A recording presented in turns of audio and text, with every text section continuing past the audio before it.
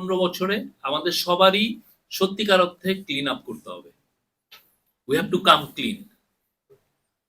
আমরা যদি অন্যায় করে থাকি এসে আমরা বলি, আমরা কেউ কাউকে কিন্তু বন্ধ করছি না পত্রিকা, কিন্তু আমার যেটা বলা, আমরা যেই অন্যায়গুলো হয়েছে এইটা বলার মধ্যেও একটা সাহস দরকার। এই সাহসটা আমাদের, আমরা যে অন্যায় করেছি, এই জার্নালিজম গত 15 বছরে বাংলাদেশের মানুষকে অধিকার হরণ করেছে।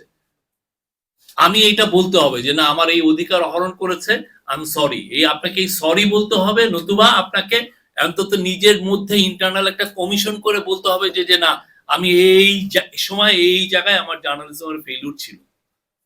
এই জায়গাটা খুব ইম্পর্টেন্ট। এটা আপনার বলতে হবে যাতে আপনি নতুন শুরু করতে পারেন ভালোভাবে।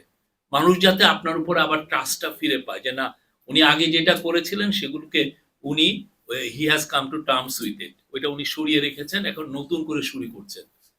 যতক্ষণ না আপনি এটা বলছেন আপনার উপরে মানুষের ট্রাস্ট আসবে না, আপনাকে সব সময় সন্দেহের চোখে দেখবে, এবং তাতে পুরো বাংলাদেশের জার্নালিজমের পুরো অ্যাটমসফিয়ারটা ভিশিয়েটেড হয়ে থাকবে, বাজে হয়ে থাকবে, যেটা আর আবার সেই জায়গায় ট্রাস্টের জায়গায় ফিরবে না। আমরা ট্রাস্টটা ফেরাতে চাই। এই ট্রাস্টটা ফেরাতে হলে যারা যারা যে ভুল করেছেন, অনেকে সিকিউরিটি এজেন্সি তাদেরকে একের পর এক নিউজ সরবরাহ করছেন, সেটা দিয়ে ওনারা বয়ান তৈরি করেছেন, তার বলতে হবে যে যে আমি কিভাবে আমার ফেলুর গুলো হয়েছে। এটা সবার, এটা part of the social contract হওয়া উচিত আমি মনে করি। আরেকটা হচ্ছে যে আমাদের সাংবাদিকদের সত্যিকার অর্থে, এটা বাইরে অলরেডি সব জায়গায় প্র্যাকটিস করতেছে, সেটা হচ্ছে যে সোশ্যাল মিডিয়া গাইড প্রত্যেকটা নিউজ পেপারে লাগবে,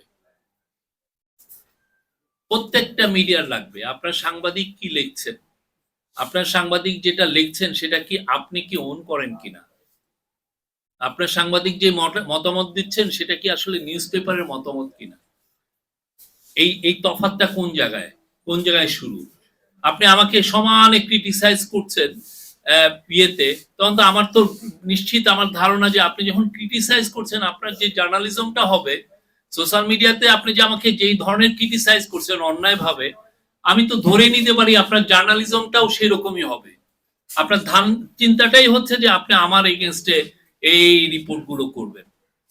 এই জায়গাটা খুব ইম্পর্টেন্ট। আমরা দেখছি যে অনেকে বলে যে না, ওইটা তো আমার ব্যক্তিগত স্পেস।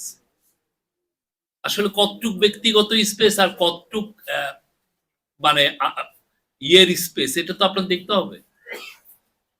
এই জায়গাটা আমার মনে হয় বিদেশে সব জায়গায় সোশ্যাল মিডিয়া গাইডলাইন আছে। আমরা মনে করি আমাদের দেশেও প্রত্যেকটা পত্রিকা নিজ নিজ ভাবে সোশ্যাল মিডিয়া গাইডলাইন দেওয়া উচিত, যাতে জার্নালিজমের নিউট্রালিটি আসে। আপনি যে কোনো পার্টি করতে পারেন, যে কোনো পার্টি করতে পারেন, যে কোনো পার্টিকে আপনি সাপোর্ট করতে পারেন, এটা আপনার নিজস্ব ব্যাপার। আপনি যে কোনো ধর্মে বিলং করতে পারেন, আপনি যে কোনো কিছুতে। কিন্তু আপনি যখন জার্নালিজমটা করতেছেন, তখন তো জার্নালিজম তো ফ্যাক্ট বেস হওয়া উচিত। কিন্তু দেখা যায় যে জার্নালিজমটা ফ্যাক্ট বেস না হচ্ছে, আপনি যেটা সোশ্যাল মিডিয়াতে অপিনিয়ন দিচ্ছেন সেটারই রিফ্লেকশন হচ্ছে। তখন তো যেটা হচ্ছে, যারা আপনার দ্বারা এফেক্টেড হচ্ছে, যেই গোষ্ঠীগুলো আপনার জানেন, তারা তো বলবে যে না, আপনি অপিনিয়নেটেড, আপনার জার্নালিজমের মধ্যে অনেক সমস্যা আছে, আপনার চিন্তায় হচ্ছে যে আপনি আমাকে টার্গেট করা, আপনার এইটা। তখন হয় কি, ট্রাস্টের জায়গাটা নষ্ট হয়ে যায়, জার্নালিজম থাকে না। আমরা 9 মাস পার করেছি, আমরা 9 মাসে এই প্রশ্নগুলো কিন্তু উত্তর খুঁজি নাই। আমাদের অনেক, আমরা বললাম আমরা 16 ধাপ এগিয়েছি, বাট আমার তো মনে হয় আমাদের 100 ধাপ এগোনো উচিত ছিল।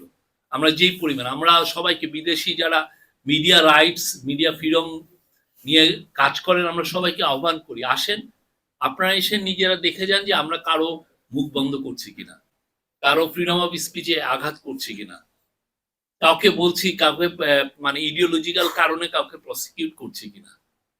আমরা চেষ্টা করছি জার্নালিস্টদের জন্য জার্নালিজম করাটা সেভ করা, এটা আমাদের দায়িত্ব। আমরা আবারও বলি, কেউ যদি অ্যাফেক্টেড হন, কারো এগেনস্টে যদি থ্রেট থাকে, কারো এগেনস্টে কোনো ধরনের কোনো আপনাদের কোনো যদি কেউ অ্যাটাকের শিকার হন, আমাদেরকে জানাবেন, আমরা দ্রুত ব্যবস্থা নিব প্রত্যেকটা বিষয়ে। আমরা চাই বাংলাদেশের নতুন বাংলাদেশে মিডিয়া ফ্রিডম সবার জন্য থাকুক, যে যেই আইডিওলজিক্যাল পজিশনেই থাকেন না কেন, যে যেই পলিটিক্যাল কালারেই থাকেন না কেন, যে পলিটিক্যাল আপনি যেই পার্টি করেন না কেন, এটা হয়তো এমন একটা পলিটিক্যাল পার্টি কেউ মানতেই পারছে না, কিন্তু আমি আপনাকে ডিফেন্ড করতে হবে আপনার অপিনিয়ন, আপনার ইডিওলজিক্যাল পজিশন, যাতে এই পুরো জার্নালিস্টিক মিডিয়া ফ্রিডমের ক্লাইমেটের জন্য ডিফেন্ডেড হয়। এটা আমাদের সবাইকে দেখতে, এটা সবার নৈতিক দায়িত্ব, যাতে আবুল আসাদের মতো লোকদেরকে যাতে টেনে হেঁচড়ে আবার আবার আর একটা সিচুয়েশন যাতে না হয়, এটা আমাদের সবাই প্রিভেন্ট করতে হবে। এই ধরনের কাজ যেন বাংলাদেশের ইতিহাসে যাতে না হয়। এবং আমরা আমি এই যে 266 জনের কথা বললেন, যে ইয়ে আছে যে ডেলি স্টারে, আমাকে আমার দেশের এক সাংবাদিক বললেন এই 266 জনের সাংবাদিকদের মধ্যে একজন আছেন নিজে সাংবাদিক, যিনি মাহমুদুর রহমানকে এই যে মারা হলো, যেদিন ওনার রক্তাক্ত করা হলো, ওই পুরো ওইটা লিড দিয়েছিলেন সেই সাংবাদিক। তো এই জিনিস, এই চিত্র তো দেখছি। আমি চিটাগাঙে গিয়েছিলাম, সেখানে শুনলাম যে ওইখানে সাংবাদিকরা প্রোটেস্টারকে ধরে ধরে পুলিশের হাতে দিয়ে দিয়েছে। এখন যদি ওইখানে ওইখানে প্রোটেস্টাররা বলে যে যে আমরা যে সমস্ত সংবাদপত্রে এই কাজগুলো হয়েছে সেগুলোর দিকে মার্চ করব, আপনি কি করবেন?